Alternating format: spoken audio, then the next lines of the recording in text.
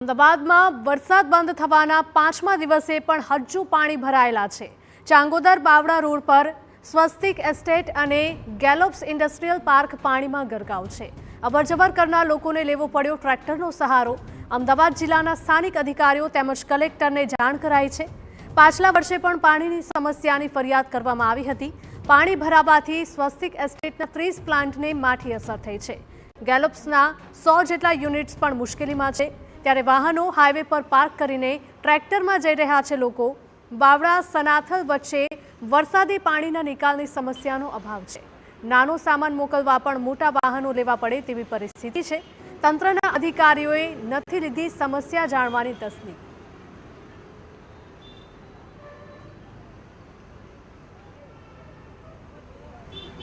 વરસાદ બંધ થયાને આજે 5મો દિવસ થયો અને 5મા દિવસે પણ તમે અહીંયા પરિસ્થિતિ જુઓ।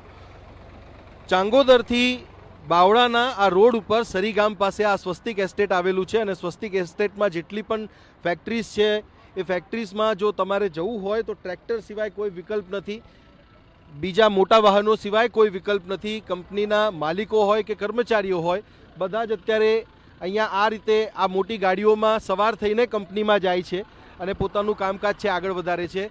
અને આપ જોઈ પણ શકો છો દ્રશ્યો કે હવે આ જે ગાડી છે ગાડીમાં તમને તમામ કર્મચારીઓ જતા દેખાશે અને આ જ પરિસ્થિતિ છેલ્લા 4 દિવસથી છે।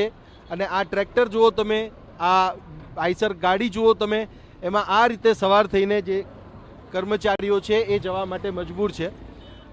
કેટલા દિવસથી આવી પરિસ્થિતિ છે અને આ રીતે જવું? 5 દિવસથી। અચ્છા, અહીંયા કોઈ નિકાલ કરવાનો પ્રયાસ થયો છે? ના, કઈ નહીં થયો। કોઈ અધિકારી આવ્યા હોય? ના, કોઈ આવ્યું નહીં। તો તમે રોજે આ જ રીતે જાઓ છો ને ગાડીઓ બધી સામે પડી રહે? આપ જોશો પણ તો તમને ખ્યાલ આવશે કે રસ્તાની બંને તરફ જે છે એ પાર્કિંગ કરી દેવામાં આવ્યું છે અને પાર્કિંગ કરીને જે કર્મચારીઓ છે, માલિકો જે છે એ પોતપોતાના કામ માટે ફેક્ટરી તરફ જવા માટે નીકળે છે અને આ સ્થિતિ અમદાવાદ જિલ્લાની છે અને આ પ્રકારની પરિસ્થિતિમાં લોકો રહેવા મજબૂર છે। ફેક્ટરી માલિક પણ છે, એમની સાથે પણ વાત કરવાનો પ્રયાસ કરીશું। તમારી ફેક્ટરી છે અહીંયા? અહીંયા મારી ફેક્ટરી છે અને આ 4 દિવસથી વરસાદ બંધ છે તો બી આટલું બધું પાણી છે। આપણે ટ્રેક્ટરમાં જવું પડે છે અમને અને કોઈ પણ મટીરિયલ મોકલાતું નથી। અમારે કસ્ટમરને અમે એક્સપોર્ટ પણ કરીએ છીએ તો બધું કામ અટકી ગયું છે।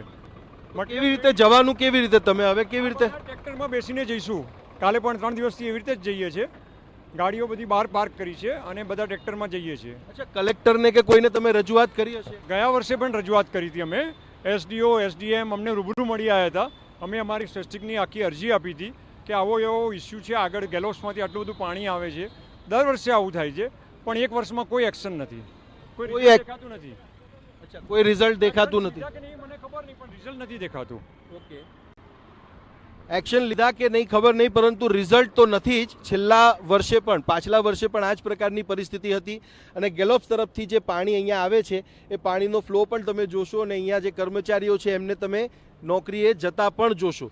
આ પરિસ્થિતિ છે, તંત્ર કેમ ધ્યાન આપતું નથી એ સૌથી મોટો પ્રશ્ન છે અને જો આ પ્રકારની પરિસ્થિતિ હોય તો નુકસાની કેટલી મોટી થાય એનો અંદાજ પણ લગાવી શકાય છે। કેમેરામેન અરવિંદ સોલંકી સાથે સચિન પાટીલ, TV9 અમદાવાદ। તો વરસાદ તો વરસી ગયો અને એ પણ 4 થી 5 દિવસ પહેલા, પરંતુ પાણી હજી સુધી નથી ઓસર્યા તેના આ દ્રશ્યો પુરાવા આપી રહ્યા છે। વરસાદ બંધ થયાના 5મા દિવસે પણ પાણી યથાવત છે। ચાંગોદર બાવડા રોડ પરના આ દ્રશ્યો છે કે જ્યાં સ્વસ્તિક એસ્ટેટ અને ગેલોપ્સ ઇન્ડસ્ટ્રીયલ પાર્ક પાણીમાં હજુ પણ ગરકાવ છે, જેના કારણે ત્યાં કામ કરતા જે પણ કર્મચારીઓ છે અને કંપનીના માલિકો છે તે તમામને ટ્રેક્ટરમાં બેસીને જવાનો વારો આવ્યો છે, કારણ કે એટલા બધા પાણી ભરાયેલા છે કે ત્યાં ગાડીઓ કે નાના વાહનો નથી જઈ શકતા। અવરજવર કરનાર લોકોને માત્ર ટ્રેક્ટરનો સહારો અને મોટા વાહનોનો સહારો જ લેવો પડી રહ્યો છે। અમદાવાદ જિલ્લાના સ્થાનિક અધિકારીઓ તેમજ કલેક્ટરને જાણ પણ કરવામાં આવી છે। પાછલા વર્ષે પણ પાણીની સમસ્યાની ફરિયાદ કરવામાં આવી હતી, છતાં પણ તંત્ર દ્વારા જાણે કે આંખ આડા કાન કરવામાં આવ્યા હોય તેવી પરિસ્થિતિ ઊભી થઈ છે।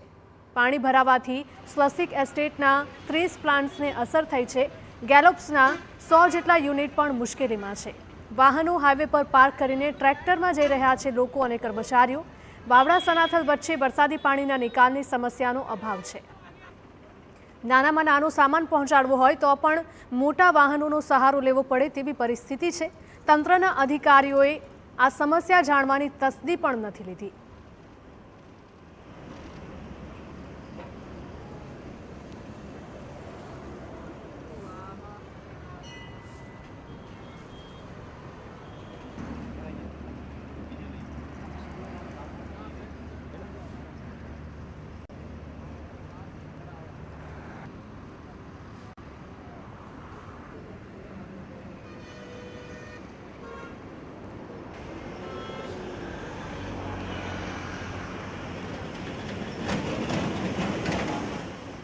અધિક કલેક્ટર ભાવિન સાગર આપણી સાથે જોડાઈ ગયા છે। ભાવિનજી, જે પ્રકારના દ્રશ્યો છે ખૂબ જ ચિંતાજનક છે અને તંત્ર માટે શરમજનક પણ કહી શકાય। વરસાદ બંધ થઈ ગયો છે અને 5 દિવસ વીતી ગયા છે, છતાં પણ પાણી ઓસર્યા નથી। શા માટે તંત્ર નિંદ્રાધીન છે?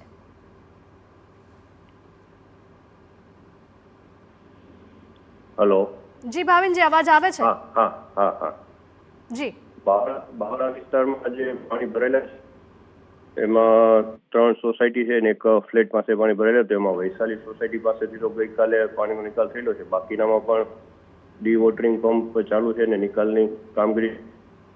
જે લો લાઇંગ એરિયા છે એના માટે વધુ વરસાદ હોય ત્યાં ઓપરેશન થતો હોય છે, પણ પાણીનો નિકાલ થયા માટે તંત્ર દ્વારા અત્યારે તમામ કાર્યવાહી કરવામાં આવી રહી છે। 5મા દિવસે કાર્યવાહી કરવામાં આવે છે? જી, વરસાદ પડી ગયો, પાણી ભરાઈ ચૂક્યા અને 5મા દિવસે હવે કાર્યવાહી શા માટે? તાત્કાલિક પગલાં શા માટે નથી લેવાતા એ પણ સવાલ થાય ને। ના, કાર્યવાહી જ્યારે વરસાદ ચાલુ હતો ત્યાંથી જ ચાલુ છે। આપને ખ્યાલ હશે કે જીઓગ્રાફી કરીને લો લાઇંગ એરિયા છે એટલે પાણીનો નિકાલ આજે ભોગાવો નદીમાં જતો હોય બરાબર, એના માટેની કાર્યવાહી ચાલુ હોય છે। ચલો, તમે પછી કાર્યવાહી કરો છો, પરંતુ તંત્ર દ્વારા એવા પણ દાવા કરવામાં આવ્યા હતા કે પ્રી મોન્સૂનની કામગીરી કરવામાં આવે છે, હવે કોઈ વિસ્તારમાં પાણી નહીં ભરાય, તો આ દ્રશ્યો શા માટે સામે આવ્યા છે? હા, પ્રી મોન્સૂનની કાર્યવાહી પણ જે તે સિંચાઈ વિભાગ દ્વારા કરવામાં આવેલી હતી, પણ વરસાદ જે વધારે પ્રમાણમાં પડતો હોય છે ત્યારે આવી સમસ્યા સર્જાતી હોય છે અને એના માટે નિકાલ માટેની કાર્યવાહી પણ શરૂઆતથી જ ચાલુ છે। અને હાલમાં પાલિકામાં જીઓડીસી દ્વારા પણ ડીવોટરિંગ પંપની અત્યારે ત્યાં ગોઠવણ કરવામાં આવેલી છે। આ ઉપરાંત એએમસી કોર્પોરેશનના વોટર ડીવોટરિંગ પંપ છે એની પણ આમાં કાર્યવાહી ચાલુ છે। સવાલ પ્રી મોન્સૂનની કામગીરીને લઈને હતો। આ સિવાય પણ દર વર્ષે આ સમસ્યા સર્જાય છે, આ કોઈ પહેલી વખત નથી। ગયા વર્ષે પણ ફરિયાદો કરવામાં આવી હતી, આ વર્ષે પણ કરવામાં આવી છે। શા માટે દર વર્ષે એકની એક સમસ્યા સર્જાય છે અને આની સમસ્યા જે છે એનો હલ શા માટે નથી લાવવામાં આવતો? આ જે વિસ્તારમાં જેમ આપને શરૂઆતમાં જણાવ્યું તેમ પાણી ભરાય છે જે એમની જીઓગ્રાફિક કન્ડિશનની હિસાબે ભરાય છે અને અગાઉ આ બાબતે રાજ્ય સરકારમાંથી જે પ્રમાણે સૂચના એ પ્રમાણે સ્થાનિક કક્ષાએ સર્વે પણ કરવામાં આવેલો હતો અને સર્વે કર્યા બાદ આનું કાયમી નિરાકરણ લાવી શકાય। આ જે પાણી છે તેનો નિકાલ પત્તેવાડી કેનાલ મારફત અથવા બીજી કોઈ રીતે ભોગાવો નદી અને સાબરમતીમાં એનો નિકાલ થાય તે માટે લાંબા ગાળાની યોજના બનાવવા માટેની કાર્યવાહી હાલમાં વિચારણા હેઠળ છે, જે સમયમાં મંજૂર થાય એ પ્રમાણે કાર્યવાહી કરવામાં આવશે। જવાબદારી લઈને કામ કરવું જરૂરી છે। ભાવિનભાઈ, આપ અમારી સાથે જોડાયા તે બદલ આપનો આભાર। તો અધિકારી પણ ગોળ ગોળ જવાબ આપી રહ્યા છે કે સરકાર દ્વારા જે પ્રકારના આદેશ આપવામાં આવશે તે પ્રકારની લાંબા ગાળાની કાર્યવાહી કરવામાં આવશે, પરંતુ આ લાંબા ગાળાની કાર્યવાહી ક્યાં સુધી ચાલશે તે પણ એક સૌથી મોટો સવાલ છે।